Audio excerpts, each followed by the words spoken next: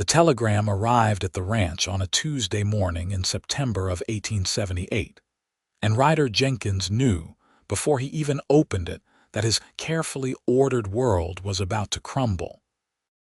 His mother had fallen ill 3 days prior, her strong constitution finally betraying her at 62, and the local doctor had been blunt in his assessment that she needed constant care. Ryder could not provide while running a cattle operation that stretched across 2,000 acres of Nevada rangeland just outside Genoa. Ryder stood on the porch of the main house, the telegram still clutched in his weathered hand, watching the dust devils dance across the valley floor. At 31, he had spent half his life building this ranch from the struggling homestead his father had left behind. There was no wife, no siblings, no one but the hired hands who knew cattle and horses but nothing about nursing a woman through pneumonia. The telegram was a response to an advertisement he had placed in the Carson City newspaper, desperate and willing to try anything. A woman named Olivia Carson had replied, claiming experience caring for the ill and elderly, willing to relocate to the remote ranch for room, board, and $30 a month. It was more than generous, but Ryder would have paid twice that to ensure his mother received proper care. She would arrive on the afternoon stage. Ryder checked his pocket watch, a silver piece his mother had given him on his 21st birthday, and calculated he had roughly 3 hours. He went inside to check on his mother, finding her asleep in the bedroom that had once belonged to both his parents. Her breathing rattled in her chest, and her face looked pale against the white pillowcase. The doctor had left laudanum for the pain and strict instructions about keeping her warm and hydrated. "I found someone, Ma," Ryder whispered, even though she could not hear him. "She will be here today." He left his mother to rest and went to prepare the small guest room at the end of the hall. It had been unused for years, collecting dust and memories. Ryder stripped the old linens, beat the mattress, and opened the window to let fresh air chase away the mustiness. He was not accustomed to domestic work, his hands more familiar with rope and leather than broom handles, but he managed to make the room presentable. By noon, he had hitched the wagon and started the hour-long journey into Genoa. The town sat in the shadow of the Sierra Nevada, a collection of wooden buildings that served the ranchers, miners, and travelers passing through western Nevada. It was not large, but it had what people needed: a general store, a saloon, a livery, a church, and a stage depot. Ryder waited outside the depot, his hat pulled low against the autumn sun. He noticed the curious glances from townspeople who recognized him. Ryder Jenkins was known as a man who kept to himself, dedicated to his ranch and his mother, with little time for socializing. Some of the unmarried women in town had tried to catch his attention over the years, but he had remained politely distant, focused on building something lasting. The stage arrived in a cloud of dust and the thunder of hooves. Ryder straightened, suddenly aware of his appearance. He had worn his cleanest shirt and had even trimmed his beard that morning, though he told himself it was simply about making a good impression on an employee. 3 passengers disembarked. 2 were men in business suits, clearly heading to one of the mining operations. The third was a woman in a simple gray traveling dress, carrying a worn leather bag and a small trunk. She looked to be in her mid-20s, with dark auburn hair pinned up beneath a practical bonnet. Her face was striking rather than conventionally pretty, with intelligent green eyes that surveyed the town with calm assessment. "Miss Carson," Ryder approached, removing his hat. She turned to him, and he was struck by the directness of her gaze. "Mr. Jenkins, I presume?" "Yes, madam." "Welcome to Genoa." He reached for her trunk. "I have a wagon ready, thank you." Her voice was clear and educated, with a hint of something he could not quite place. Eastern, perhaps, or well-schooled. As Ryder loaded her belongings into the wagon, Olivia looked around the town with interest. "It is smaller than I expected," she said, but there was no judgment in her tone, only observation. "We are pretty remote out here," Ryder admitted. "The ranch is another hour south. If you need anything from the general store before we head out, now would be the time." "I brought what I needed, but thank you." She allowed him to help her onto the wagon seat, her movements graceful despite the travel dust on her clothes. They rode in silence for the first few minutes, the wagon creaking along the rutted road. Ryder kept stealing glances at his passenger, trying to reconcile his expectations with the reality. He had pictured someone older, more matronly. Olivia Carson looked young and capable, her posture straight and her hands folded calmly in her lap. "Tell me about your mother's condition," Olivia said, breaking the silence. Ryder appreciated her directness. "Pneumonia. Started as a cold but got worse. The doctor says she needs constant care, keeping her fever down, making sure she eats and drinks." He left medicine. "How long has she been ill?" "5 days now. She is a strong woman, but this has taken a lot out of her." Olivia nodded. "I will need to assess her myself, but pneumonia is serious, especially for someone her age. You did right to seek help. You have experience with this." "I do." She paused, as if weighing how much to share. "I trained as a nurse in Philadelphia. I have cared for many patients with respiratory ailments." Ryder was impressed and surprised. "That is quite a background. What brings you all the way out here to Nevada?" Her expression remained neutral, but he sensed something guarded in her response. "Sometimes a fresh start is necessary, Mr. Jenkins. I needed one, and your advertisement provided an opportunity." He did not press further, respecting her privacy. Everyone in the West had their reasons for being here, and most preferred not to dwell on what they had left behind. As they approached the ranch, Ryder felt an unexpected surge of pride. The main house was solid timber and stone, 2 stories with a wide porch. The barns and outbuildings were well maintained, and the pastures stretched toward the mountains, dotted with grazing cattle. It was not fancy, but it represented years of hard work. "This is beautiful," Olivia said, and he could tell she meant it. "Thank you. My father started it, and I have been building on his foundation. You should be proud." He helped her down from the wagon and carried her trunk inside. The house was neat, but clearly lacked a woman's touch. Functional rather than comfortable, with furniture chosen for durability rather than aesthetics. "Let me show you your room first," Ryder said. "Then I will take you to my mother." Olivia followed him upstairs, her footsteps light on the wooden stairs. She examined the guest room with an approving nod. "This will do nicely, thank you. The washroom is at the end of the hall. There is a pump in the kitchen for water. I will have one of the hands bring up hot water in the evenings if you need it." "That is very considerate." She removed her bonnet and smoothed her hair, all business now. "May I see my patient?" Ryder led her to his mother's room and knocked softly before entering. Ryder Jenkins stirred at the sound, her eyes opening slowly. She looked worse than she had that morning, her cheeks flushed with fever. "Ma, this is Miss Carson. She is here to help you get better." Ryder's gaze moved to Olivia, confusion and wariness in her expression. "I do not need a nursemaid," she rasped. "Mother, please."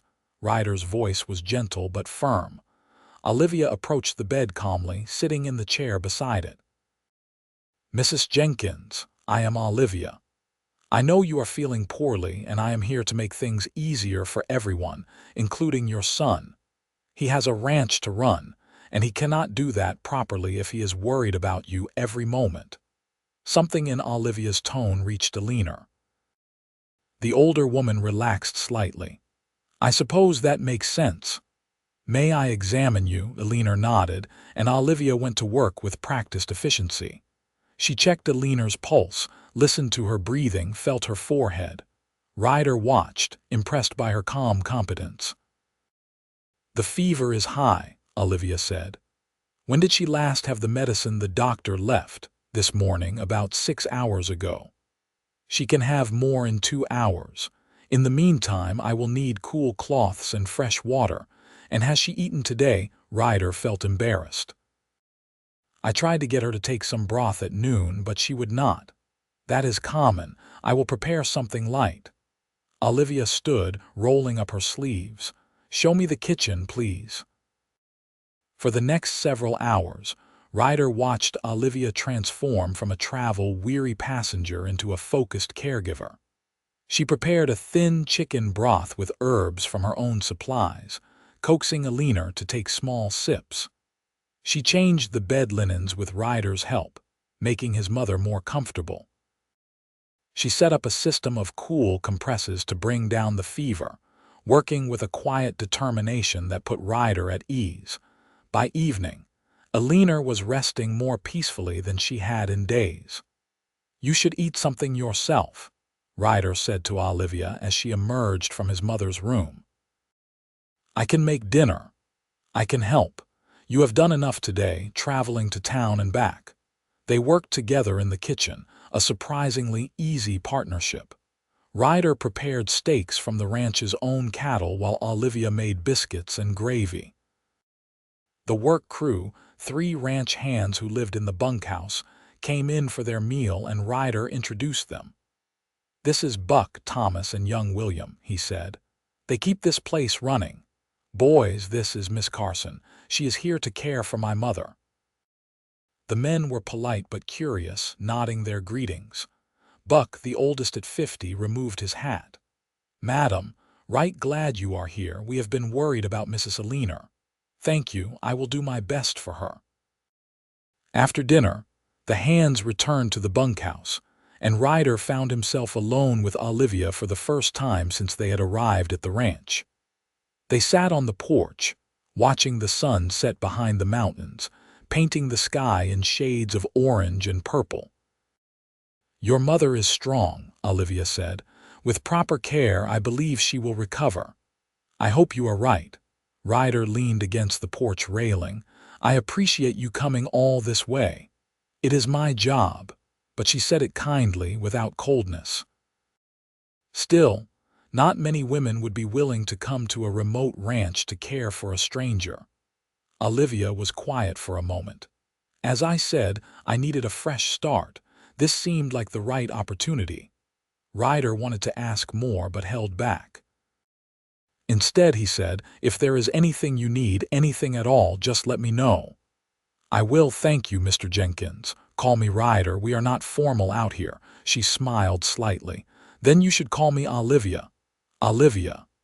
He liked the way her name sounded. "Get some rest.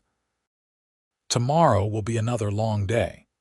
The next few weeks settled into a routine. Olivia proved herself invaluable, tending to Alina with tireless dedication. She monitored the older woman's breathing, administered medicine on schedule, and gradually coaxed her appetite back.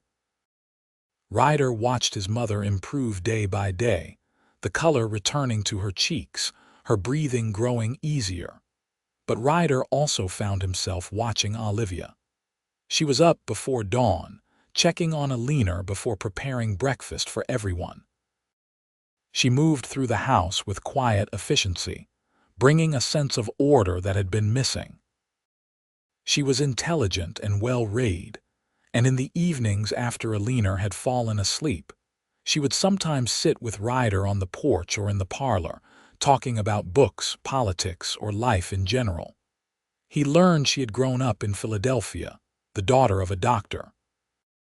She had trained alongside her father, learning medicine in an era when few women did. But something had happened, something she did not discuss, that had brought her west. Ryder respected her privacy, though his curiosity grew with each passing day. For her part, Olivia seemed to relax into life at the ranch. The tension he had noticed when she first arrived gradually eased. She smiled more often, especially when Alina made progress. She started taking short walks around the property when Alina napped, exploring the barns and pastures. Once Ryder found her in the horse paddock, stroking the nose of his best mare. "She is beautiful," Olivia said when she noticed him watching. "That is Comet. I raised her from a foal." He joined her at the fence. "Do you ride?" "I used to back east. It has been years, though. I could take you out sometime if you like, when my mother is stronger." Olivia looked at him with those clear green eyes. "I would like that." Something shifted between them in that moment, an acknowledgement of attraction that neither was quite ready to voice. Ryder cleared his throat and changed the subject, but the awareness remained. Alina recovered slowly but steadily. By late October, she was sitting up in bed, eating solid food and even reading again. Olivia began helping her take short walks around the bedroom, rebuilding her strength. "You have been a godsend, dear," Alina told Olivia one afternoon. Ryder overheard from the hallway where he was hanging a repaired cabinet door. "I am glad I could help. My son thinks so too." There was a knowing tone in Alina's voice. "I have seen the way he looks at you." Ryder froze, embarrassed at being caught eavesdropping but unable to move away. "Mrs. Jenkins, I am here as your nurse," Olivia said, but her voice lacked conviction. "You are a young, beautiful, intelligent woman, and my son is a good man who has spent too many years alone. There would be nothing wrong with something developing between you. Your health is my priority." "My health is improving thanks to you, but what happens when I am fully recovered? Will you leave?" There was a long pause. Ryder held his breath. "I have not thought that far ahead," Olivia admitted quietly. "Perhaps you should. I have lived a long time, dear, and if there is one thing I have learned, it is that we must grab hold of happiness when we find it. Life is too short and unpredictable for anything else." Ryder moved away, his heart pounding. Did Olivia feel the same growing attachment he did? Or was she simply being professional, planning to leave once her job was complete? That evening, after Alina had fallen asleep, Ryder found Olivia in the kitchen preparing tea. The house was quiet, the hands long since retired to the bunkhouse. "Olivia, can we talk?" She looked up, her expression guarded. "Of course." They sat at the kitchen table, the lamp casting warm light between them. Ryder struggled to find the right words. "My mother is getting better." "Much better, thanks to you. She is a determined woman. She wants to recover. In a few more weeks she may not need constant care anymore." Olivia nodded slowly. "I have been thinking the same thing." "What will you do then?" She met his gaze. "I do not know. Find another position, I suppose." "There is always need for someone with medical training." Ryder took a deep breath, deciding to be honest. "I do not want you to leave." The words hung in the air between them. Olivia's eyes widened slightly. "Ryder, I know this is not what you signed on for. You came here to do a job and you have done it admirably. But these past weeks, having you here, it has made me realize how lonely I have been. How much I enjoy your company, your conversation, just being near you." Olivia's hands trembled slightly around her teacup. "I have enjoyed being here too. More than I expected." "Then stay, not as a nurse but as whatever you want to be." "I am not good with words, but I think you understand what I am trying to say." "I do." She looked down at her hands. "But there are things you do not know about me, reasons I left Philadelphia." "Everyone has a past, Olivia. I do not care about that. You might if you knew." Ryder reached across the table, gently covering her hand with his. "Then tell me. Whatever it is, it will not change how I feel." She looked up at him, conflict clear in her expression. Finally, she began to speak. "I was engaged to be married back in Philadelphia. His name was Charles Whitmore, the son of a prominent banker. It seemed like a good match. He was educated, well-mannered, from a good family. My father approved."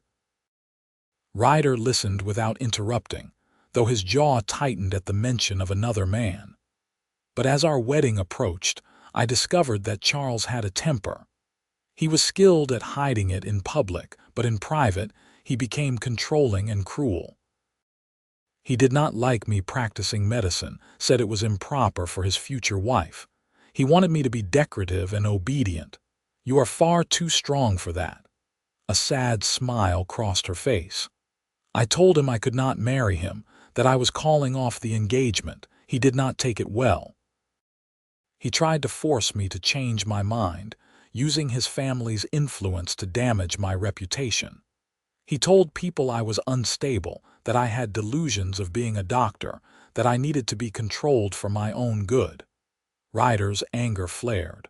What happened? My father believed me, thankfully, but the scandal was significant. No one in our social circle would associate with me. I could not find work because Charles had poisoned every well. So my father gave me money and told me to start over somewhere new, somewhere I could use my skills without that shadow hanging over me. So you came west? Yes. I thought if I could just find honest work, helping people who needed it, I could build a new life. She looked at him earnestly. I did not come here looking for romance, Ryder. I came here to escape it. I understand that, but what you escaped was not love. It was someone trying to cage you. He squeezed her hand gently. I would never do that. I admire your skill, your intelligence, your independence. I am not asking you to be something you are not. I am asking if you might want to build something with me as equal partners. Tears glistened in Olivia's eyes. I have never had anyone speak to me that way. Then they were fools, she laughed, a watery sound. I am afraid, Ryder, of making another mistake, of trusting the wrong person. That is reasonable. Take your time. I am not going anywhere and neither is the ranch. We can move as slow as you need. Olivia wiped her eyes and took a shaky breath. Thank you for understanding. Thank you for trusting me with your story. They sat in comfortable silence for a while, hands still joined across the table. Finally, Olivia spoke again. Your mother was right, you know. You are a good man. She usually is right about most things. Do not tell her I admitted that. Olivia smiled, and Ryder felt his heart lift over the following weeks. Something beautiful and tentative bloomed between them. Ryder was true to his word, never pushing, always respectful. But he found small ways to show his affection. Picking wildflowers and leaving them in a jar on the kitchen table, fixing the squeaky hinge on Olivia's bedroom door, teaching her to ride again on gentle afternoon excursions when Alina napped. Olivia, for her part, began to open up more. She laughed more freely, shared more stories from her childhood, and stopped flinching when Ryder stood close or touched her hand. She started cooking his favorite meals, mending his shirts without being asked, and sitting closer to him on the porch during evening conversations. Alina watched it all with satisfaction, her health continuing to improve. By November, she was well enough to come downstairs for meals and even venture onto the porch on sunny afternoons. When are you going to properly court that girl? Alina asked Ryder one morning when Olivia had gone to town with Buck for supplies. I am courting her, Ma, just slowly. You are both young. You do not have all the time in the world, Ryder smiled. Coming from a woman who took 3 years to accept my father's proposal, that is rich. Alina waved her hand dismissively. I was being cautious. You are being cowardly. I am being patient. Olivia has been hurt before. I will not rush her. Have you told her you love her? Ryder was quiet. That is what I thought. Son, patience is one thing, but that girl needs to hear the words. She needs to know where she stands. What if it scares her away? What if keeping silent loses her anyway? Ryder considered his mother's words. She had a point. He and Olivia had grown closer, but they existed in a kind of limbo, neither fully employer and employee nor openly courting. That evening he decided to act. After dinner, He asked Olivia to walk with him. They strolled toward the horse paddock, the November air crisp and clean, stars beginning to emerge in the darkening sky. "There is something I need to say," Ryder began, his heart hammering. Olivia looked at him, moonlight catching in her hair. "What is it?" "These past 2 months having you here have been the best of my life. Not just because you saved my mother, though I will always be grateful for that, but because of you, who you are, how you make me feel." She reached for his hand, encouraging him to continue. "I am in love with you, Olivia. I think I have been since the day you arrived on that stage, looking so determined and capable. I know you might not feel the same way yet, and that is all right. But I needed you to know. I love you and I want you to stay. Not as an employee, but as my partner. My companion. Eventually, if you will have me as my wife." Olivia's eyes shone with tears. "Oh, Ryder, you do not have to answer now. Take all the time you need. I just wanted you to know where my heart stands." "I do not need time." She stepped closer, placing her hand on his chest. "I love you too. I have been fighting it, afraid of being hurt again, afraid of making another mistake. But you are nothing like Charles. You are kind and patient, and you see me as a whole person, not someone to be controlled or diminished." Ryder's breath caught. "You love me." "I do, completely." He cupped her face in his hands, thumbs gently stroking her cheeks. "May I kiss you, please?" Their lips met in a kiss that was tender and sweet, full of promise. Olivia wrapped her arms around his neck, and Ryder pulled her close, marveling at how perfectly she fit against him. When they finally pulled apart, both were smiling. "Does this mean you will stay?" Ryder asked.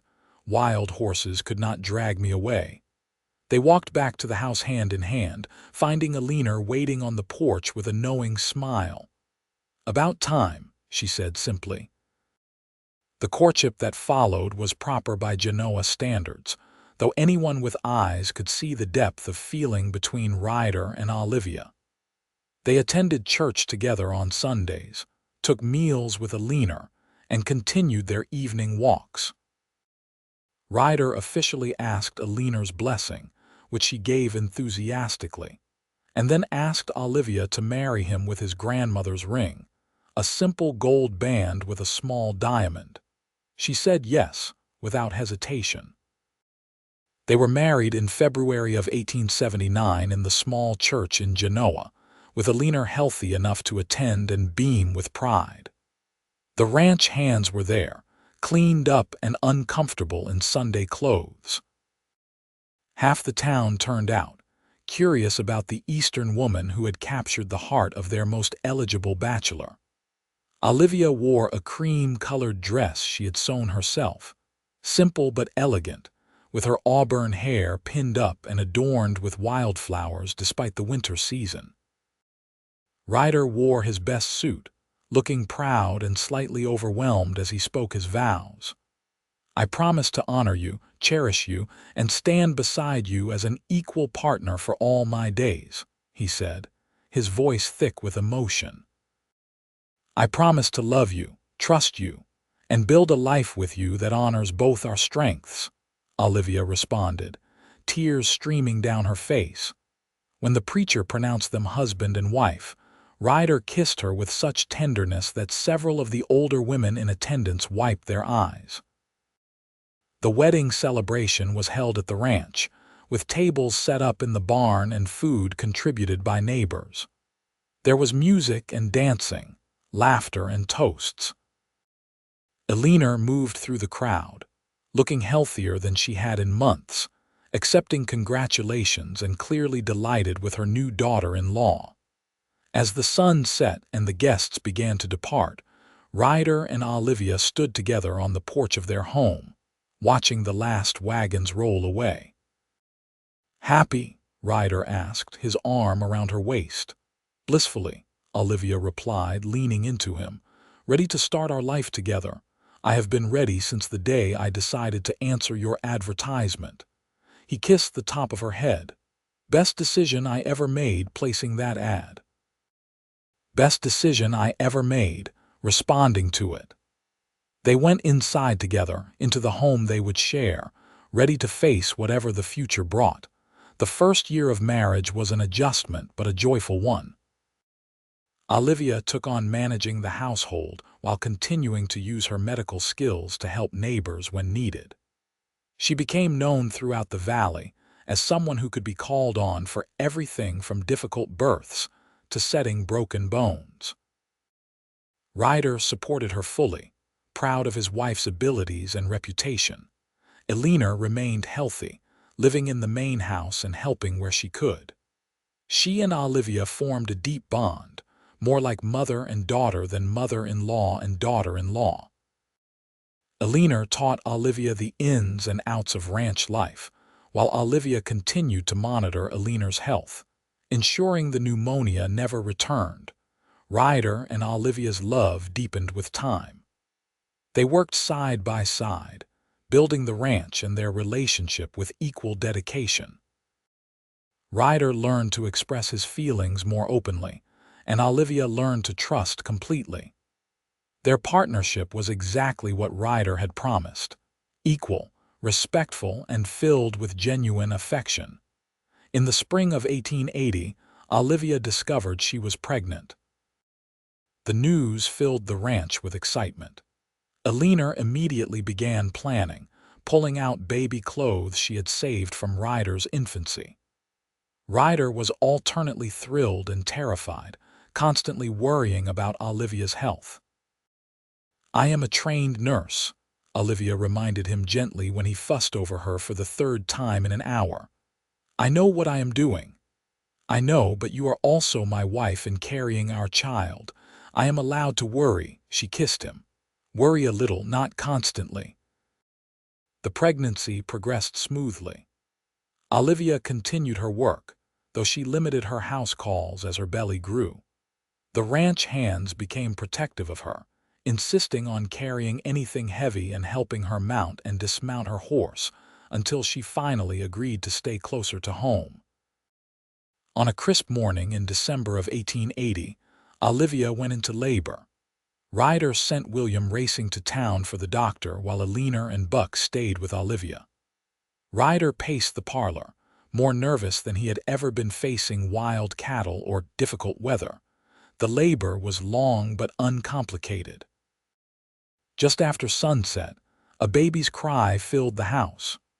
Ryder rushed upstairs to find Olivia exhausted but radiant, holding a tiny bundle. "Meet your son," she said softly. Ryder approached carefully, as if the floor might give way beneath him. He looked down at the red-faced, squalling infant and felt his heart expand in a way he had not known was possible. "A son," he whispered in wonder. "We should name him after your father," Olivia suggested. "Robert, if you like." Ryder looked at his mother, who was crying happy tears in the corner. Elena nodded her approval. "Robert Jenkins," Ryder said, testing the name. "It is perfect." He sat carefully on the edge of the bed, and Olivia placed their son in his arms. Robert quieted at his father's touch, small fist waving in the air.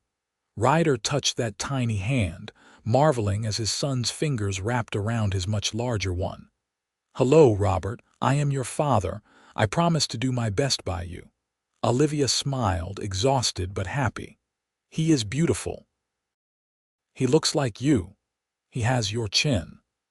They gazed at their son together, beginning the journey into parenthood with the same partnership that defined their marriage. Robert proved to be a healthy, happy baby. He had his mother's green eyes and his father's dark hair. As he grew, his personality emerged, curious, determined, and affectionate. Ryder was a devoted father, often found with Robert strapped to his chest as he went about ranch work, talking to his son about cattle and horses as if the boy could understand. Olivia divided her time between caring for Robert and continuing her medical practice. The people of the valley depended on her, and she on them. The community embraced the Jenkins family, and the ranch prospered. Elena doted on her grandson, spending hours reading to him and teaching him his letters as he grew old enough to learn. She lived to see Robert turn 3, a bright, talkative child who brought immense joy to everyone around him. In the spring of 1884, Eleanor passed away peacefully in her sleep. She had lived a full life and died content, surrounded by family who loved her. Ryder grieved deeply, but he found comfort in knowing she had spent her final years happy and healthy, able to enjoy her grandson.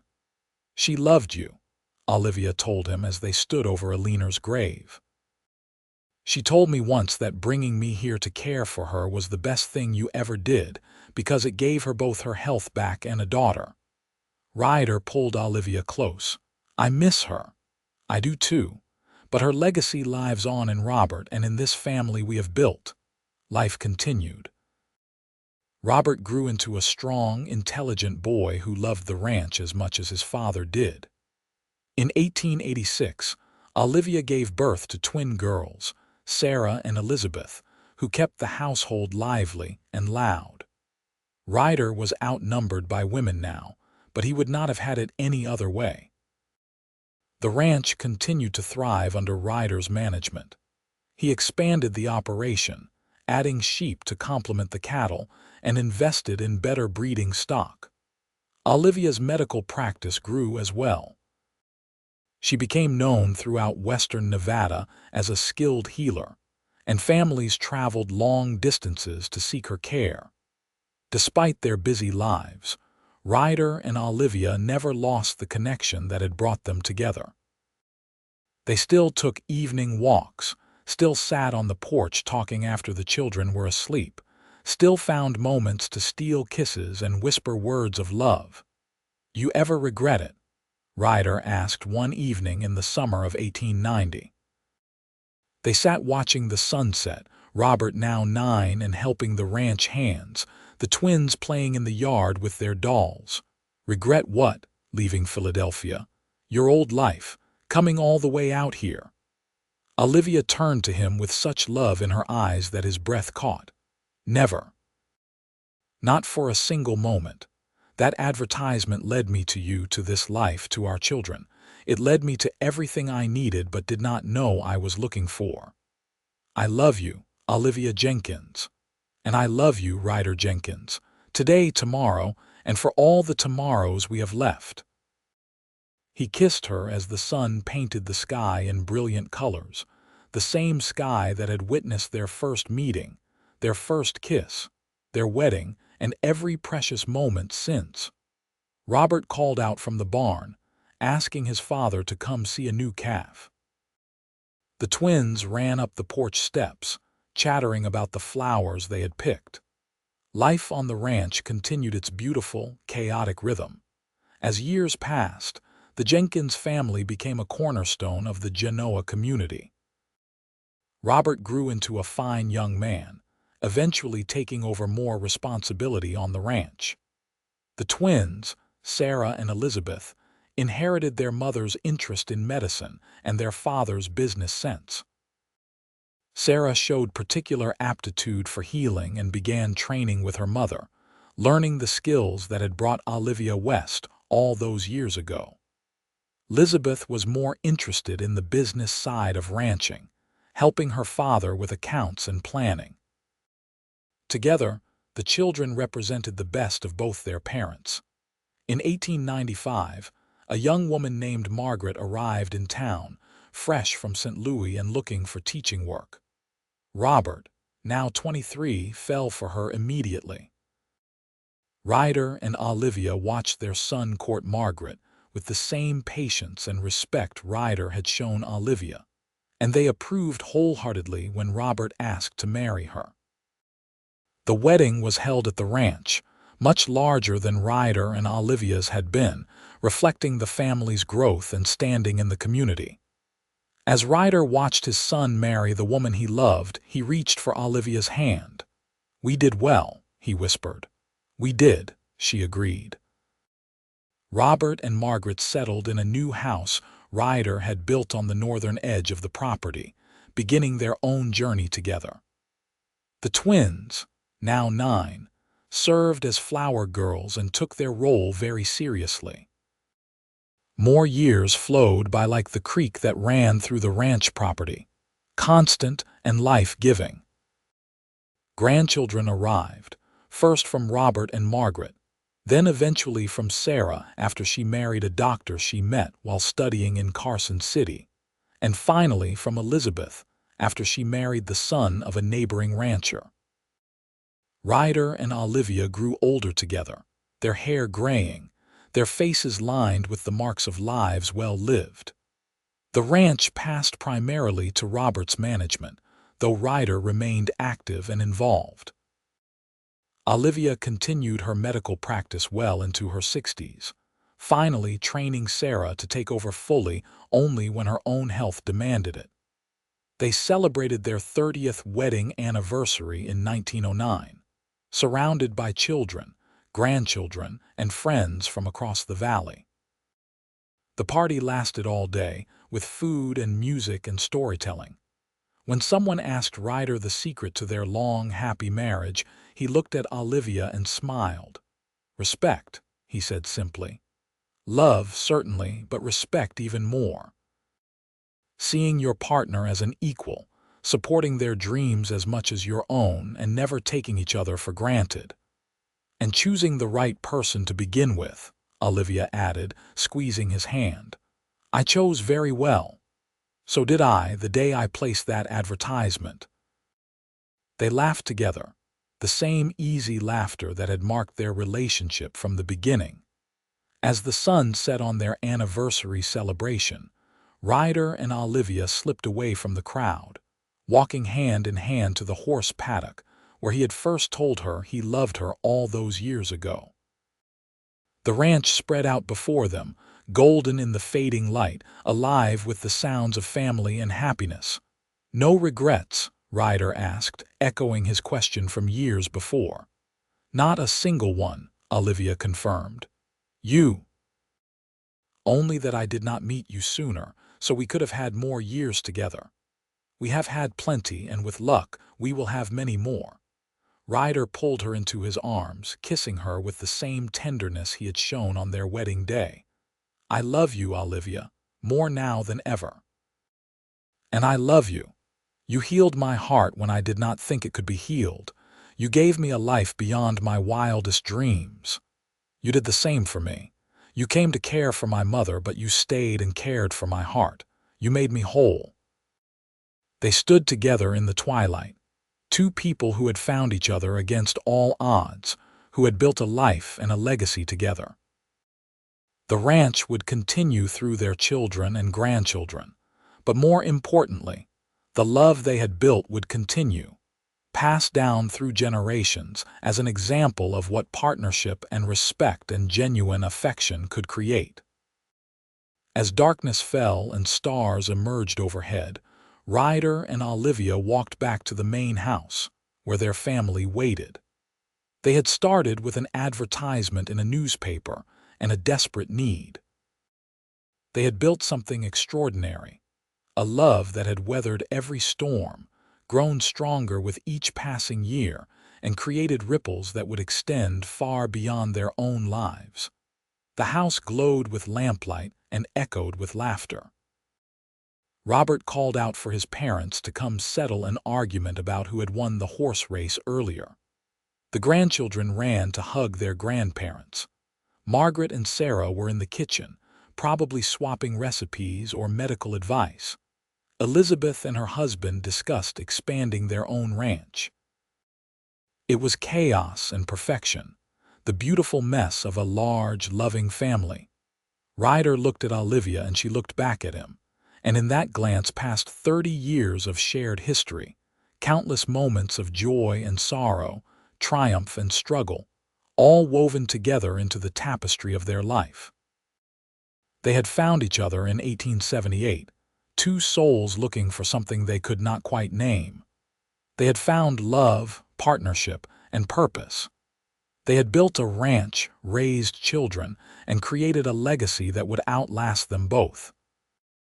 And every bit of it had started with a telegram, a stage arrival, and a woman who came to care for a dying mother but stayed to heal a lonely heart. As Ryder Jenkins held his wife's hand and walked into their home filled with family, he knew with absolute certainty that he was the luckiest man who had ever lived. Not because of the land he owned or the success he had achieved, but because of the woman beside him and the life they had created together. It was everything he had never known he needed, and more than he had ever dared to dream. And he would spend the rest of his days grateful for that September morning in 1878, when Olivia Carson had stepped off the stage in Genoa and into his life forever. The story of Ryder and Olivia Jenkins would be told for generations in the valley. A tale of love found in unexpected places, of healing that went both ways, and of the beautiful life that could be built when two people chose to face the world together. Their descendants would work the land they had built, honor the values they had instilled, and remember the love that had started it all. And on quiet evenings, when the wind whispered through the valley, some swore they could still feel the presence of that love, as enduring and constant as the mountains themselves, a testament to what happens when a rancher hires a woman to care for his sick mother, and she stays to care for his heart.